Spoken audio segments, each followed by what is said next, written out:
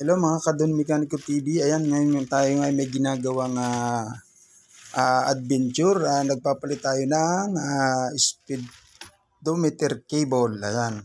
So tinanggal na natin itong tinanggal natin yung kanyang gauge. Ayan, tinanggal na nga natin yung cable niyan. Hindi ko na nakunan kanina, medyo busy mga Kadon Mekaniko. Ayan, tututuro ko lang sa inyo kung paano yung pagtanggal at saka yung dinaanan ng cable natin. Sa mga newbie po ng mga adventure dyan, pwede nyo pong i-DIY ito. Simple lang naman to, basta meron kayo ng tools yan. Philip lang nang ginagamit dyan sa gauge na yan. Meron dalawang Philip sa cover yan, tapos hatakin nyo. Tapos doon sa gauge mismo, mayroong 4 na Philip screw.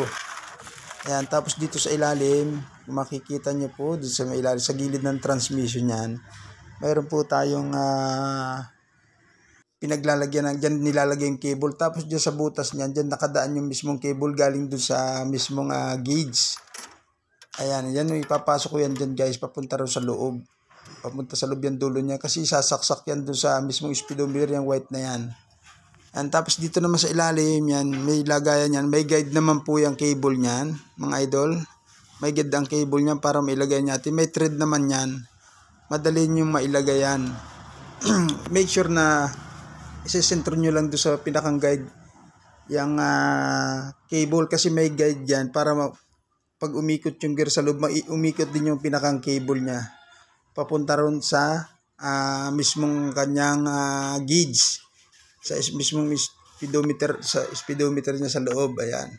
And guys, ayan, makikita nyo yan, dyan nakasalpak yan, may guide din yan sa loob sa gauge yan, madali na isalpak yan. Basta iangat nyo lang yung gauge, tatanggal nyo mga sakit para hindi mahatak ang mga wire. Tapos dyan sa ilalim may dinaanan yan. Ayan. Ayan, may dinaanan siya guys. Madali lang naman siya. Kung susundan nyo lang yung video ko na yan guys. Ayan, kung makikita nyo yan, nakalagay na may 4 na Philip sa gilid niyan. Hindi ko lang masyadong nakukusan, hindi ko na road test. Pero pina-road test may-ari kasi hindi ko na road test. Medyo busy lang po kami sa shop. Maraming po namin trabaho. Yan, sinalpa ko na nga yan.